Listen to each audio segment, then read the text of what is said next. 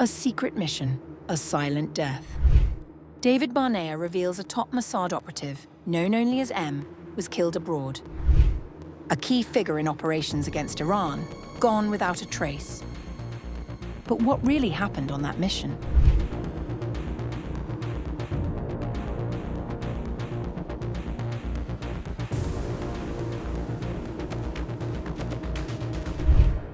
The head of Israel's intelligence agency, David Barnea, has disclosed that a senior operative known only as M was killed abroad in 2023 while on a classified mission, shedding rare light on the secretive operations of Mossad. Speaking at the agency's Memorial Day ceremony on April 21st, Barnea said the officer had played a significant role in Israel's campaign against Iran, including helping to lay the groundwork for recent operations. On this day, I think of the fallen of the Mossad and their choice to dedicate years of their lives to Israel's security. During Operation Roaring Lion, my thoughts and my heart were filled with pride for M's character and actions, who was killed outside Israel while carrying out his mission. According to Barnea, M held a central role in building operational infrastructure whose impact was felt in Israel's latest actions against Iran. The agent was not killed in Iran, but in another country, and the details surrounding the circumstances of the death remain classified. The identity of the operative has not been disclosed.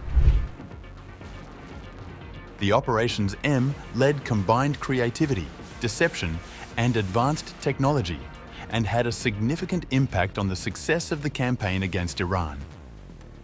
There is no other day during the year that is as difficult for me, as Memorial Day for Israel's fallen. From the defenders of the Jewish community before the establishment of the state, through the fighters of 1948, through all the wars and up to the current campaign since October 7th, there runs an unbroken thread, the commitment to defend and protect our home. This is a commitment passed from generation to generation as a life mission, and each time there are those who choose to carry it on their shoulders.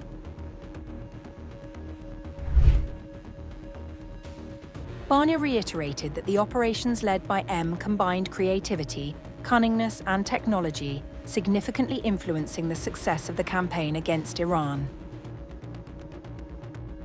While official details remain limited, Israeli media reports have suggested that M died in Italy in 2023 while working alongside Italian intelligence.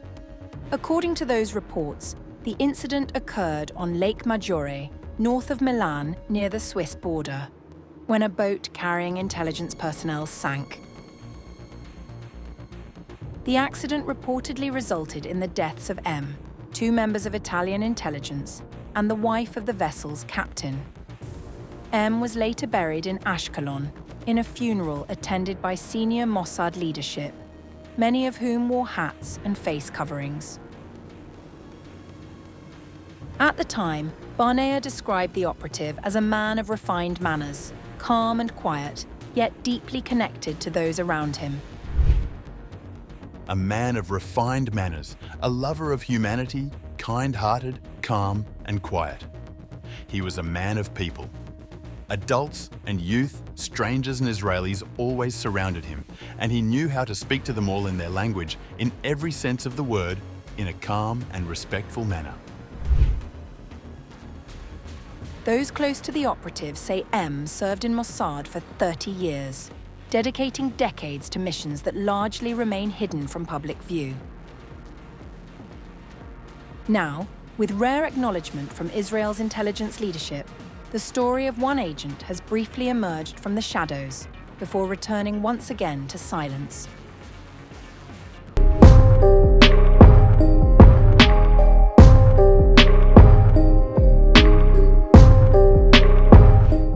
An Iran-linked cyber group has claimed to expose what it describes as a wide-ranging Israeli intelligence operation, raising fresh concerns about a parallel cyber front in the ongoing conflict.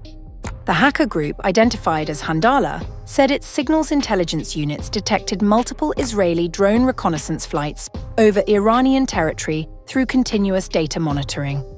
In a statement, the group alleged that Israeli intelligence units were expanding surveillance networks across the region using advanced technologies to map sensitive targets.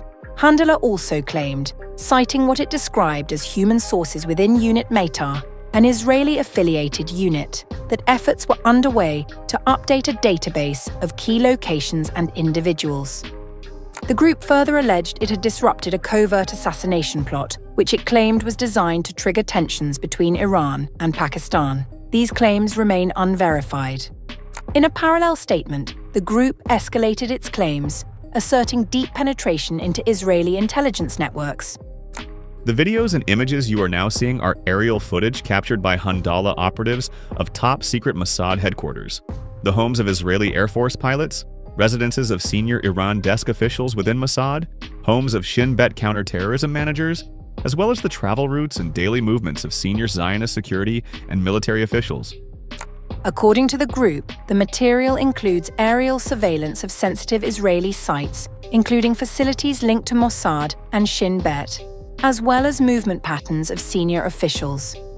Hondala claims the data was collected over months with assistance from local collaborators, presenting it as evidence of sustained intelligence access. These assertions have not been independently verified. The group also issued a direct warning, stating that any Israeli ceasefire violations in Lebanon, Yemen, or Iran would trigger what it described as decisive cyber operations. In an unusual move, Hondala appealed to civilians facing economic hardship to contact the group through encrypted channels, suggesting an attempt to expand its human intelligence network. Cybersecurity analysts note that such claims, whether verified or not, reflect a growing trend of hybrid warfare, where cyber operations, psychological messaging, and intelligence narratives increasingly shape the battlefield.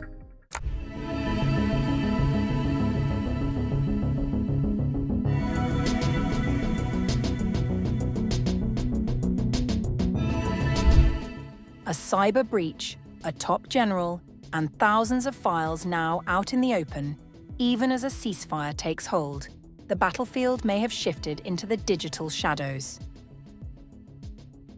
An Iranian-linked hacking group has claimed responsibility for breaching devices belonging to former Israel Defense Forces Chief of Staff Herzi Halevi, releasing what it says is a vast archive of sensitive material.